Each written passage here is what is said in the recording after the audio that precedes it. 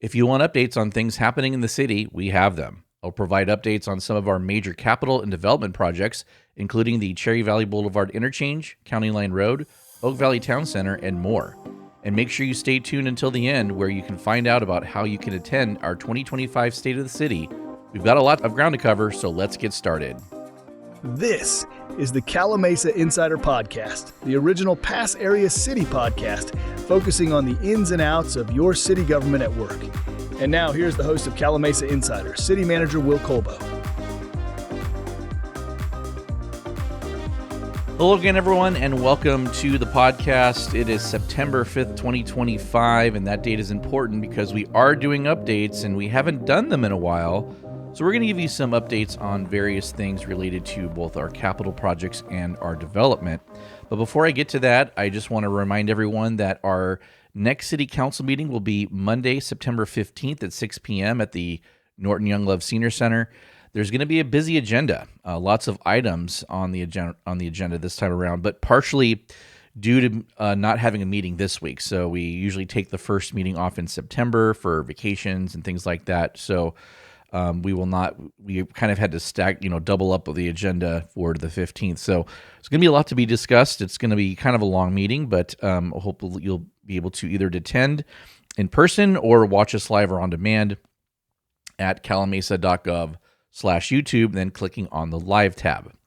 So let's get started on our updates. We have a lot of them to get to. We're going to start with our capital projects, and probably our biggest one is the Cherry Valley Boulevard Interchange. So in episode 32, I went over the history and timeline of the project, and in episode 49, I actually covered the Caltrans process and how it related to the Cherry Valley Boulevard Interchange. So if you want to understand more about each of the steps I'm going to mention here, you can watch that. But here's just a quick recap of where we are with that project. So, just to refresh your memory, the project study report, which is the first step in the Caltrans process, kicked off in 2018, and that's, by the way, 2 years before a single house was occupied in Summerwind. The project study report was completed in 2020, and then the project approval and environmental document, also known as PANED, was completed in early 2024. Yes, about 4 years to complete. Welcome to doing major transportation projects here in California, specifically with Caltrans. 4 years is actually kind of short. There's been cities that have been in that process for much longer than that. Now, during that PA&ED phase, one of the things that was selected was the final design for the interchange, at least the concept of the design, and it was the diverging diamond interchange. This will only be, I think, the third DDI interchange in the entire state of California at the time it's built. So there's one under construction right now at the 215 in University Parkway. So if you want to kind of get an idea of how that type of interchange will function, you can check that out. So currently we are in the plan, specification, and estimates phase, also known as basically preparing all of the construction drawings. So at the end of this process, we're going to know how much right-of-way, if any, is needed. And I think our anticipation is that the right-of-way needs are going to be pretty minimal. And this phase will also provide a complete set of construction drawings that would allow us to build the project and bid it out. So we expect that step to be completed by the end of the year. The big question mark is, how are we going to pay for it? So to date, we spent about $7 million, and almost all of that has been paid by the Summerwind developer, the residential developer specifically. Construction is estimated to be about $70 million. Now, we do have a little bit of money set aside, but not nearly that much. We had a $500,000 CMAQ grant through the state, or actually, I believe that's a federal grant. And then we also are getting $2.1 million from a settlement between WRCOG and Beaumont. So what happened with that was, when Beaumont had a lot of their growth happening, they collected TUMP from developers like they're supposed to do as a member of the TUMP program, but they did not remit the money to WRCOG. They just held it. And so eventually WRCOG figured out something's going on. We're not getting our money. So WRCOG sued and won an almost $70 million judgment against Beaumont. So after that, a subsequent settlement was entered into because, quite frankly, the judgment would have bankrupted Beaumont.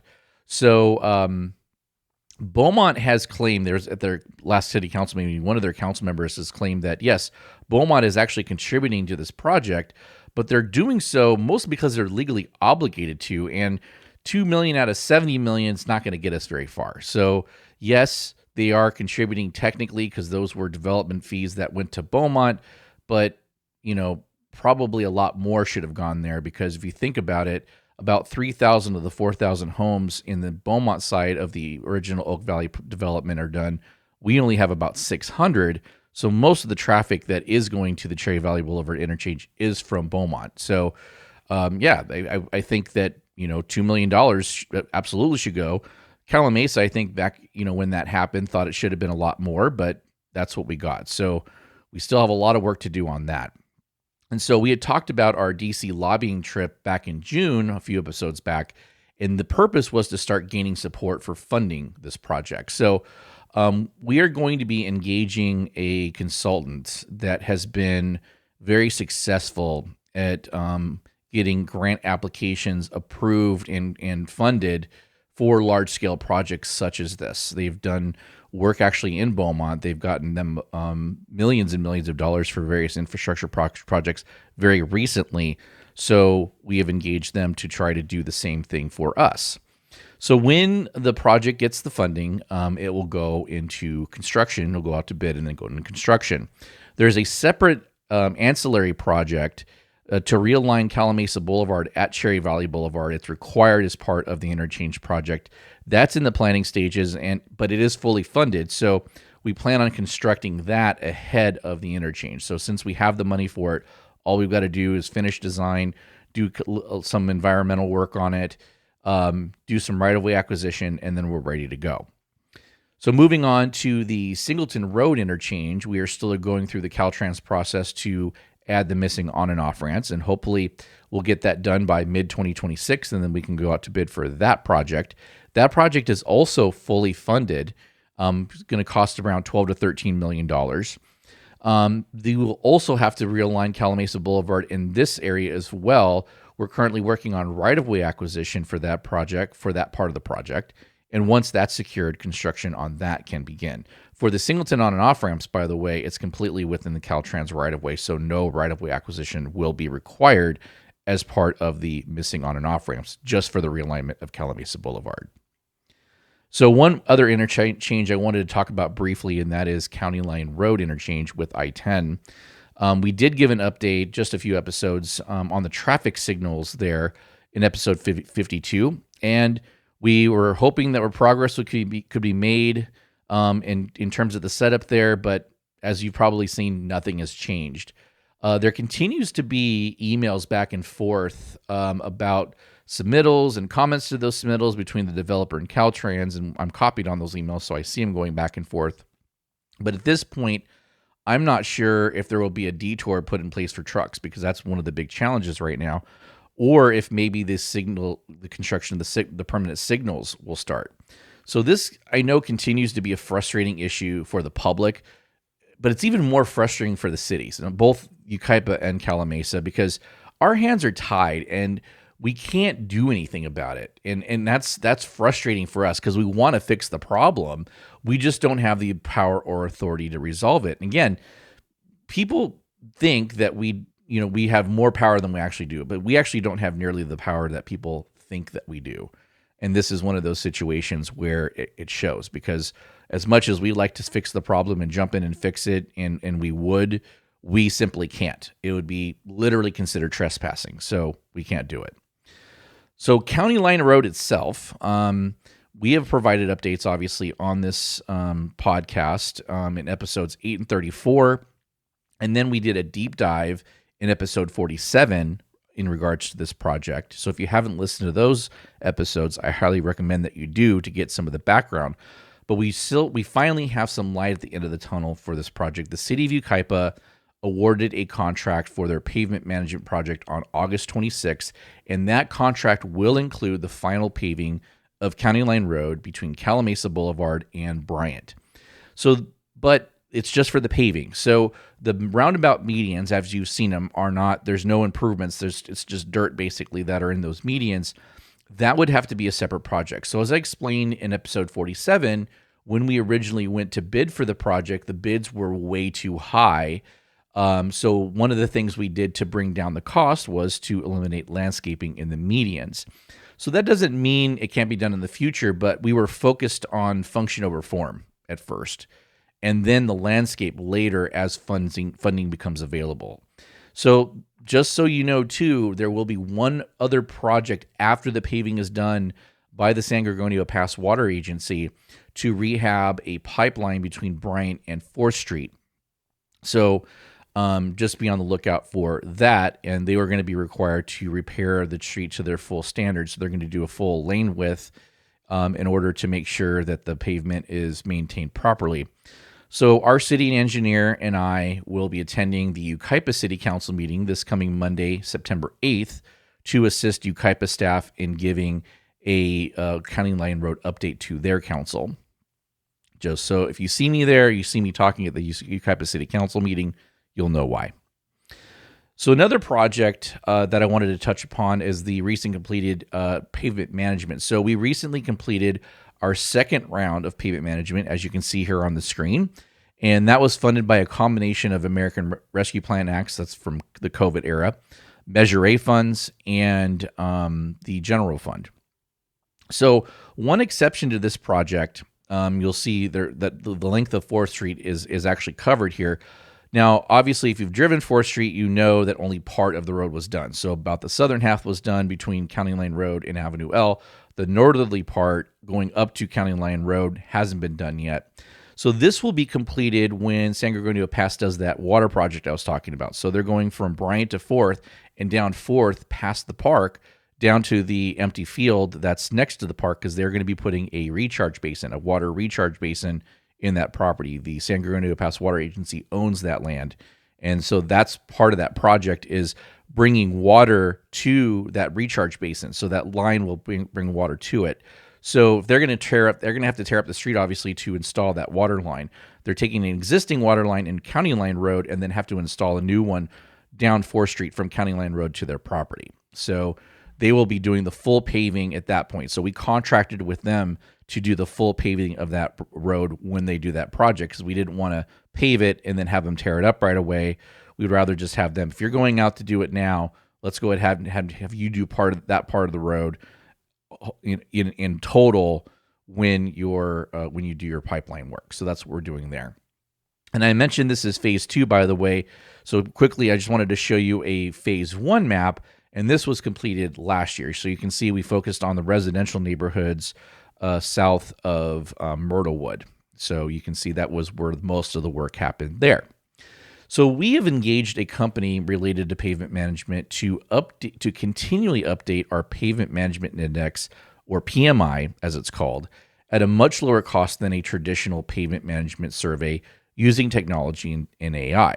So we've placed a device, it's actually an iPhone, in our public works vehicle, and it scans the road as they drive, and then the info is uploaded and analyzed to determine the PMI of the roadway segments that they drove on.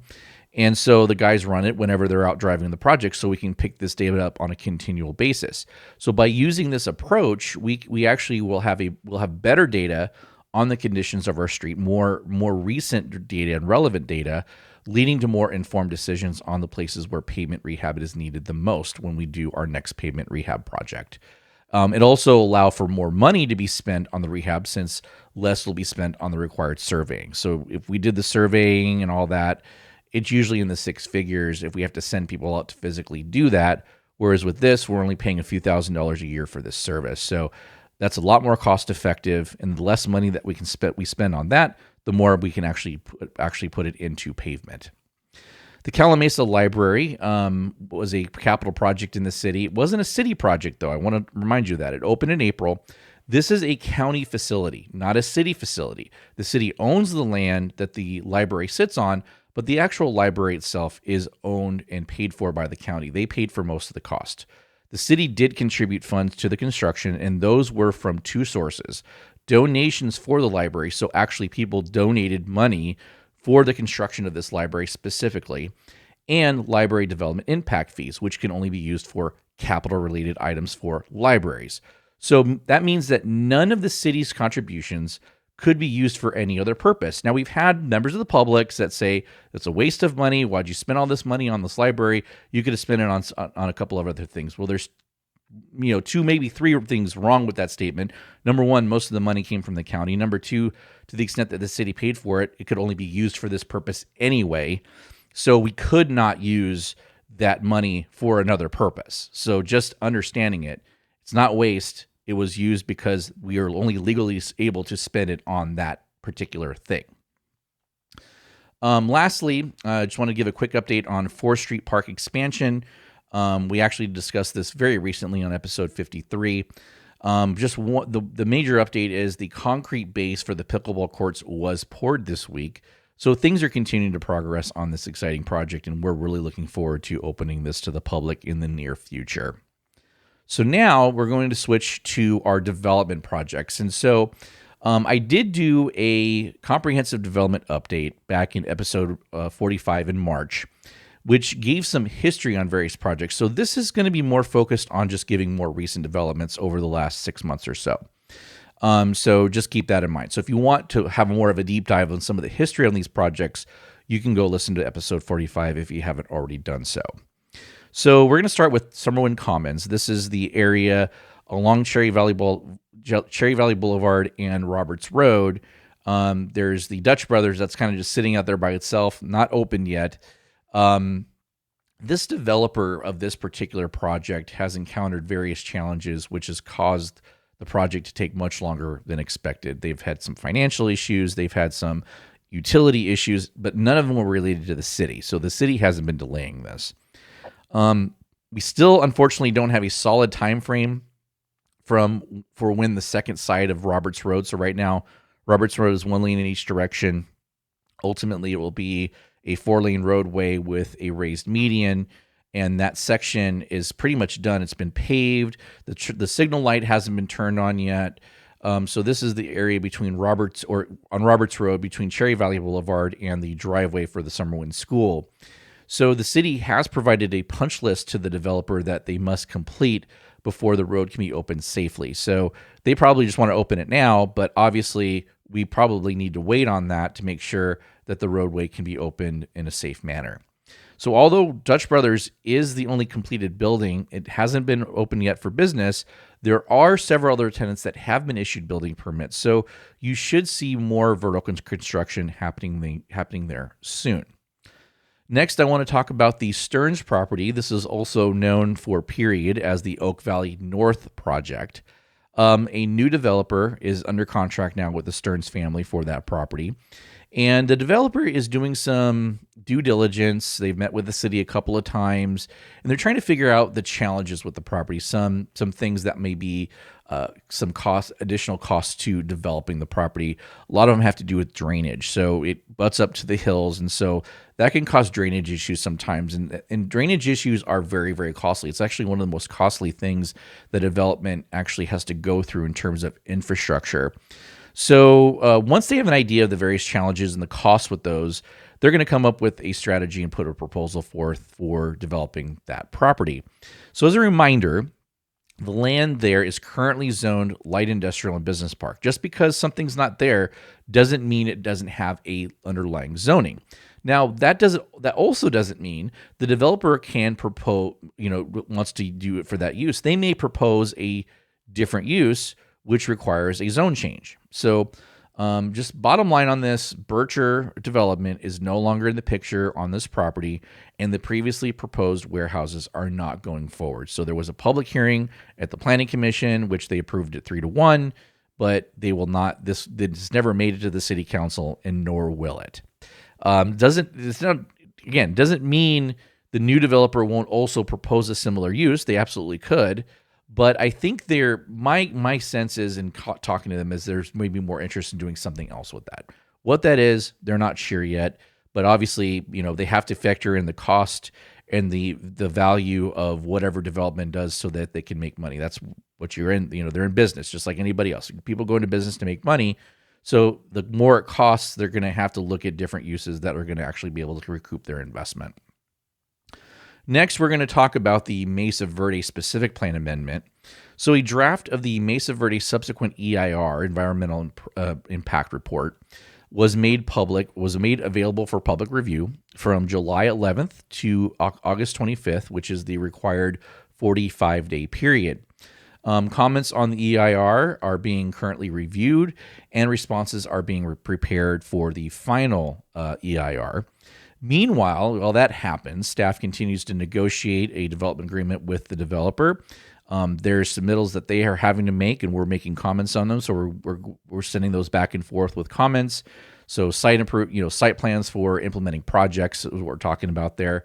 Kickstarting the Caltrans process for the Sandalwood Drive interchange, anticipation of the development. Now, if the development doesn't get approved, because it's a discretionary action on the council's part, if it's not approved, then obviously that process would stop.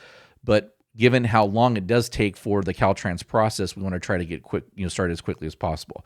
The developer's footing the bill. We're not paying for it. The developer is paying for those costs, and they're doing it at risk because, again, they know that they do not have final approval for the project yet.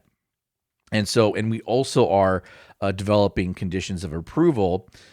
For a project this size, those can be quite lengthy and complex. So it's a very complex and large project. So there's going to be a lot of conditions of approval because it's going to also cover a long period of time. So as a reminder, the Mesa Verde project is currently entitled for 3,650 homes and several 100,000 square feet of commercial and retail space. This amendment that is being processed and proposed by the developer would keep the same number of homes, and they actually can't lower it because of state law, but it would add 4.2 million square feet of industrial space. Now, we don't know at this point when the project will go to hearing, because like I said, we're doing all these different things with staff, right, between the developer and staff and all of these moving parts, and all of those have to be done in a fashion that can then be taken as a package to the city council or planning commission and the city council for their respective approvals. But there will be a public notice sent out both for the planning commission and city council hearings. So, and I'll also keep you updated on that on this podcast as well. One project that I talked about on my previous development update, and that people in the community have heard about, is this travel center on Sandalwood. So this is just north of the Jack in the Box on the west side of the Interstate 10, or south if you want to look at it that way. But if you look at a map, it's on the west side of I-10, on the Bob's Big Boy, Sammy's Cafe, Jack in the Box side, and it would be just north of Jack in the Box. And my understanding is that there's been some rifts and disputes between the owner and the potential developer. I don't know what the status of that is, so very little progress on this project has been made as of late. And so to be honest with you, I'm not really sure where it's at. Our planning director, Kelly Lucia, is working on a development update. She had to catch up. She's only been back for a little under 2 months now from maternity leave, so she's had a lot of catching up to do, and we have a lot of things going on in our planning department. So she's trying to put together an update, and so once that update comes, we may have more on that. But my understanding, there hasn't been a lot of movement here. But we're still, I guess the point is that we're still a ways away from anything happening on this if it ever gets built. So, and by the way, this project would require, at a minimum, planning commission approval. So Summerwind Residential, the future phases of Summerwind, the rephasing of Summerwind, I talked about on the podcast not too long ago, was approved by the city council. So now the developer can go in to start actually building the project. So we expect him to start grading operations in the next 6 months or so on that property. There is some hesitancy from the developer to move forward until we have resolution on some of the aspects of the disaster known as the Oak Valley Town Center. So we're going to get into that now. And I was saving this one for last. So we have covered this project pretty extensively in episodes 7 and 28, and I provided an update in episode 45. And these were 3 of our most listened to episodes. So if you haven't listened to them and you're curious about what is happening with this project, I think it's best to start by listening to those episodes because this update will make a lot more sense if you do. There's a lot to get into, and that's why I did separate episodes on it because there's so many moving parts with this project, and there's been such a rich history to it that we had to kind of build what that history is back to the very beginning and work our way to today. So I'm not going to rehash that since we've talked about that multiple times on the podcast. So it's best that you just go back and listen to those episodes if you haven't done so. And I think you'll actually find them very informative. But to quickly recap, the developer of the retail portion of the Oak Valley Town Center, Oak Valley Development Company, or OVDC, stopped work in September of 2023. And then they went bankrupt in April of 2024. So they were responsible for all of the grading of both the retail industrial portions of the town center. So if you remember all those grading operations that were happening in that property, OVDC was paying for all that at the time. So because of this, but when this work stopped and money kind of went dry, pretty much everybody involved started suing each other. So Quadrille, who had previously partnered with Bircher before they removed Bircher from the project. So when I talk about Quadrille, I'm talking about QR Bircher, and Bircher was formerly the manager. So if that's what your reference point is, that's what that is. So that's who Quadrille is. They sued OVDC and a bank that OVDC had taken a loan out from. The city sued Everest Reinsurance, the performance bondholders for OVDC that secured and guaranteed the public improvements, but they have failed to step in and build the public improvements as they're required to do under our agreement with the subdivision improvement agreement that we signed with OVDC and that Everest backed up. Everest countersued both the city and Quadrille in federal court, and they were also named in the Quadrille versus OVDC lawsuit, so they countersued Quadrille in the state court as well. So with all of that happening, Pegasus, the bank that OVDC got the loan from, foreclosed on the retail land and bought it at auction this past May. So with all this litigation going on, no one really can do anything until these things get sorted out and resolved. So it will take a while because the transaction between Quadrille and OVDC was so complicated. Also, as people probably know, court cases and filing take a long time. And in a case like this, because there are so many complexities and there are so many moving parts, there's a lot of documentation to research, emails, communications, agreements, and plans and all these things. What's out there now. And, on top of that, you have the court system that is very, very crowded and backed up. So the court system, contributes to the delays, but also the complexity of the case, obviously contributes to that too. And then once you submit all that stuff, the court has to go through it too. It takes a long time to compile it, and then it's going to take the court a long time to go through it and kind of dissect it to be able to make an informed decision whenever that time comes. So I can't comment too much on our lawsuit with Everest, but I will share updates based on what is public, based on public documents. So I had mentioned a counterclaim by Everest against the city. This was dismissed with prejudice, meaning they can't refile the same case in the court, but they can appeal the decision, which Everest is doing. So they've basically had a counterclaim.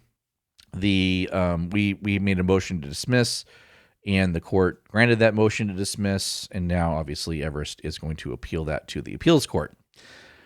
Meanwhile, in the main lawsuit, the city has filed a motion for summary judgment. So a motion for summary judgment is a request for the court to decide a case without a full trial because all of the important facts are undisputed.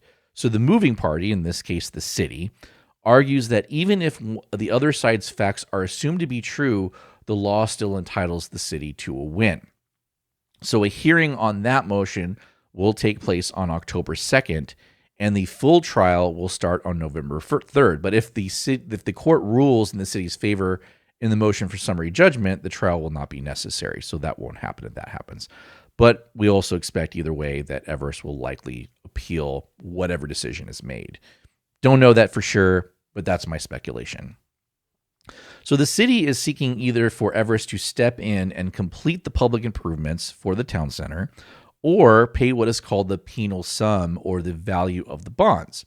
is likely that Everest would elect to pay the penal sum, as the amount of work left on the public improvements is likely higher than the penal sum because of the time frame that the amounts were calculated for the bonds. There's been a lot of time that has elapsed since then, and so the cost of construction has gone up significantly since that time. So a full victory on the penal sum would mean the city would be awarded over $19.8 million plus reimbursement for all of our legal costs in pursuing this case. So there is a lot at stake with this project.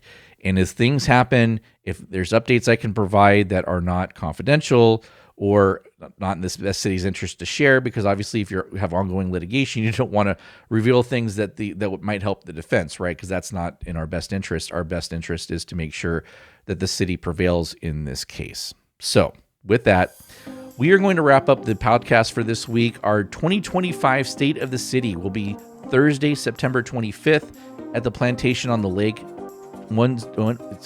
which is located at 10961 Desert Lawn Drive in Calimesa. Doors open at 11:30 a.m.